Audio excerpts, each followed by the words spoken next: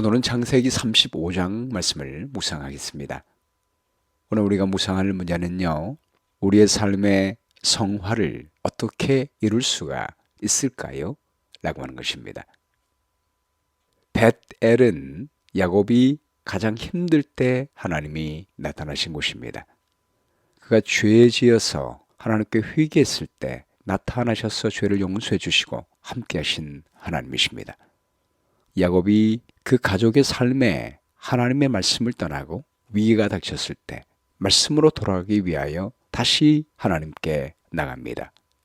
벳엘에 하나님께 나갈 때 하나님은 그들과 함께 하셔서 과거에 거듭나게 해주신 하나님의 능력으로 성화될 수 있도록 거룩한 삶을 살 수 있도록 인도해 주십니다. 이 모습을 통해서 우리 하나님은 거듭나게 해 주실 뿐만이 아니라 성화에 있어서도 우리의 능력이 아닌 전능한 하나님의 능력으로 해 주시며 하나님이 함께 하신다고 약속하고 있습니다. 1절 말씀 보겠습니다.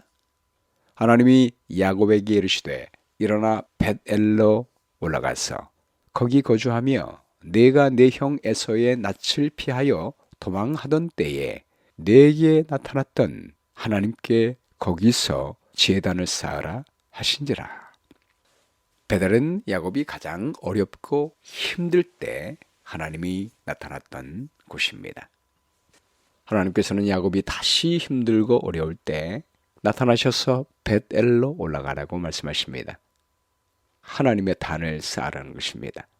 당시의 예배는 단 위에 양을 잡아서 제사를 드리는 것이었습니다. 다시 십자가의 용서를 또 하나님의 은혜를 붙들라고 하는 것입니다. 2절 말씀에요. 야곱이 이에 자기 집안 사람과 자기와 함께한 모든 자에게 이르되 너희 중에 있는 이방 신상들을 버리고 자신들을 정결하게 하고 너희의 의복을 바꾸어 입으라. 야곱의 자녀들은 이방 신상을 가지고 있었다고 했습니다. 예배를 드리면서도 이방 신상을 섬겼다면 온전한 신앙을 하지 않은 것입니다. 입술로는 하나님을 섬기지만 삶에는 거룩한 하나님의 말씀에 순종하는 삶이 없는 것입니다. 오늘날 많은 그리스도인들이 입으로는 하나님을 찬양하고 하나님을 믿는다고 하지만 실제로 하나님의 계명을 어기면서 사는 사람들이 얼마나 많이 있습니까? 그의 아내 라헬부터 라반의 집에서 올 때 우상이었던 드라빔을 소유하고 있었습니다. 하나님을 섬기되 마음을 다하고 뜻을 다하여 힘을 다하여 하나님의 모든 계명에 순종하는 온전한 신앙이 없었던 것입니다. 하나님의 말씀을 떠나면 영적인 문제가 발생하게 됩니다.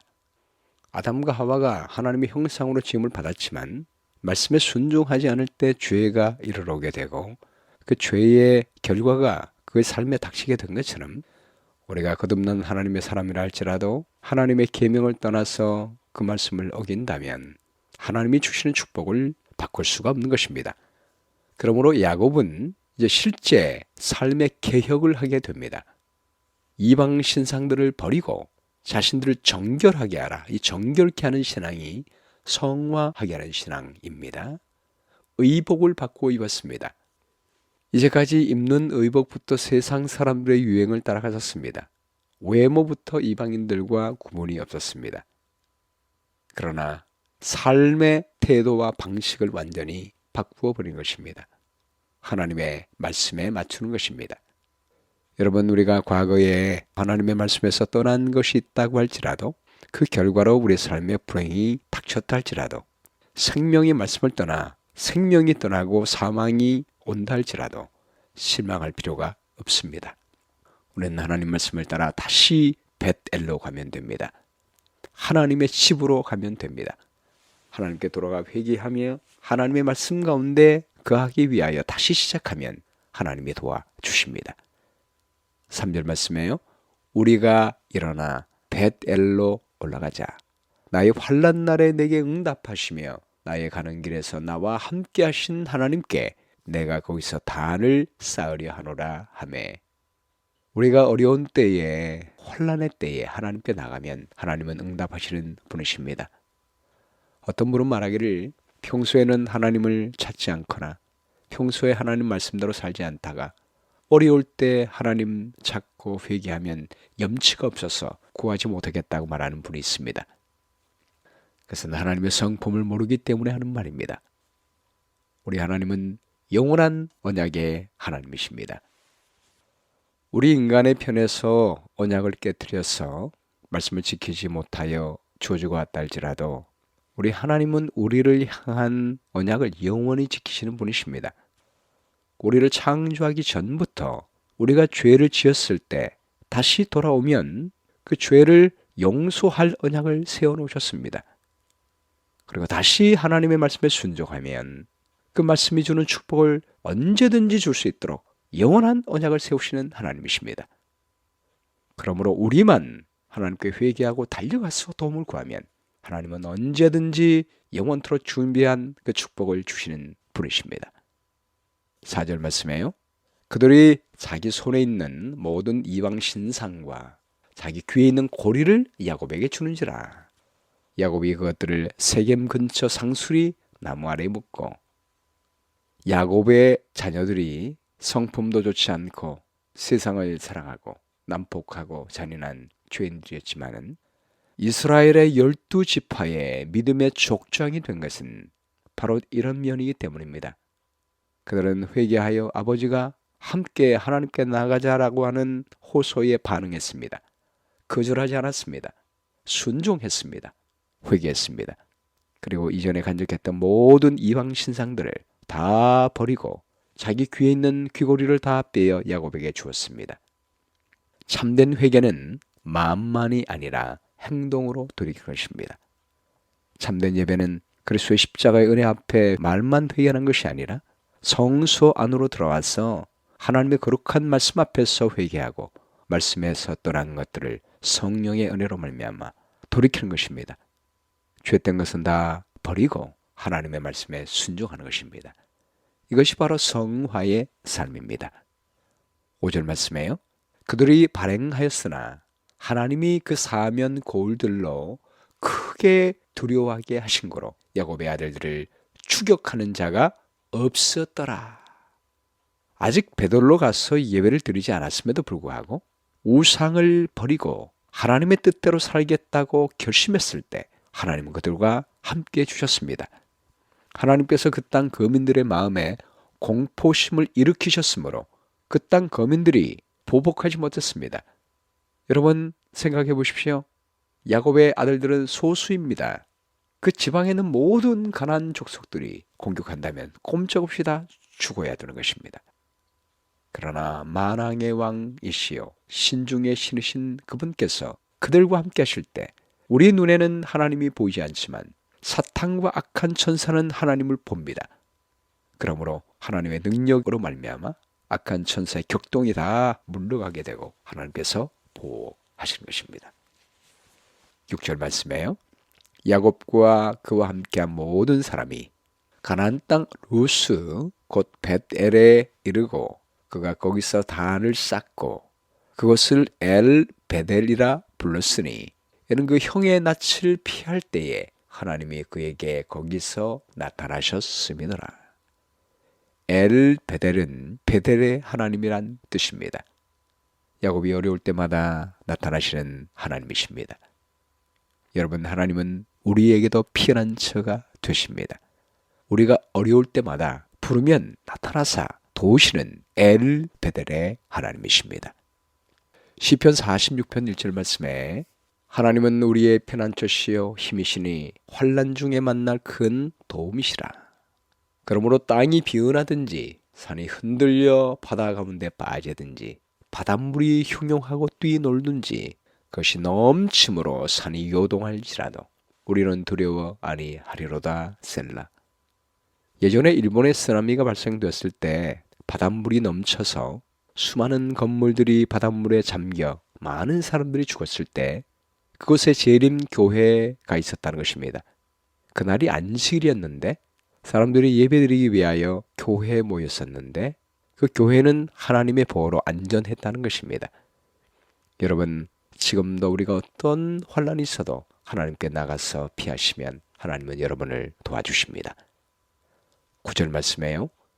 야곱이 받단 아람에서 돌아오매 하나님이 다시 야곱에게 나타나사 그에게 복을 주시고 그에게 이르시되 내 이름이 야곱이다마는 내 이름을 다시는 야곱이라 부르지 않겠고 이스라엘이 내 이름이 되리라 하시고 그가 그의 이름을 이스라엘이라 부르시고 하나님은 야복강에서 야곱과 씨름하신 후에 그의 이름을 야곱에서 이스라엘로 바꾸어 주셨습니다. 또 왜 다시 이스라엘이라는 이름을 주시겠다고 반복하십니까?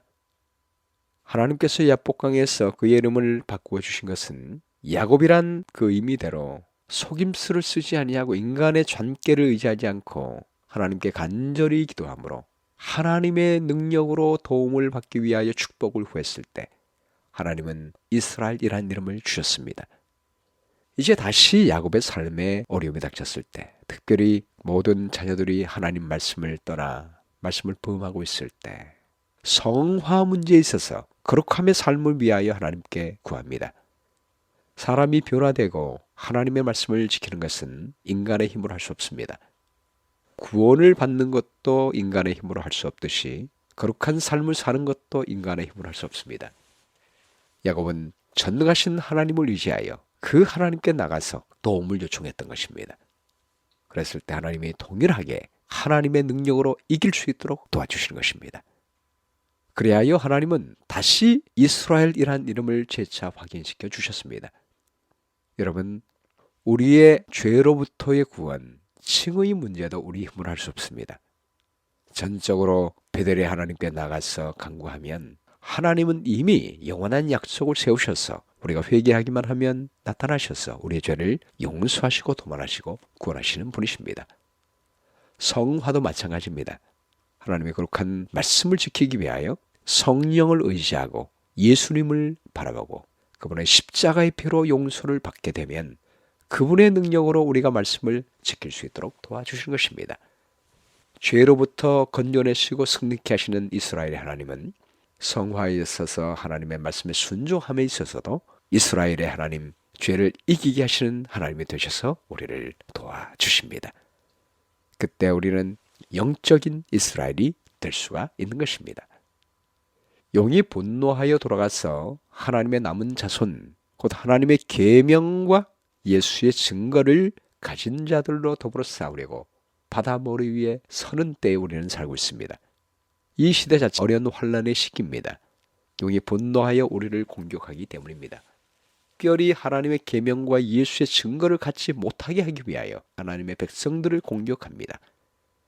그러나 우리가 하나님의 계명을 지키기로 결심하고 예수의 믿음을 갖기 위하여 그분을 의지하여 나가면 하나님은 우리와 함께 하셔서 도와주십니다. 이기게 하십니다. 이스라엘이 되게 해주십니다. 11절 말씀이에요. 그에게 이르시되 나는 전능한 하나님이니라. 생육하며 번성하라. 국민과 많은 국민이 내게서 나고 왕들이 내 허리에서 나오리라. 내가 아브라함과 이삭에게 준 땅을 네게 주고 내가 내 후손에게도 그 땅을 주리라 하시고 하나님이 지금 전능한 하나님으로 나타나십니다. 전능한 하나님은 우리를 죄에서 구원하게 할 뿐만 아니라 하나님의 거룩한 말씀을 살 수 있도록 도와주시겠다는 말입니다. 그뿐 아니요. 전능한 하나님으로 나타나시면서 약속을 주십니다.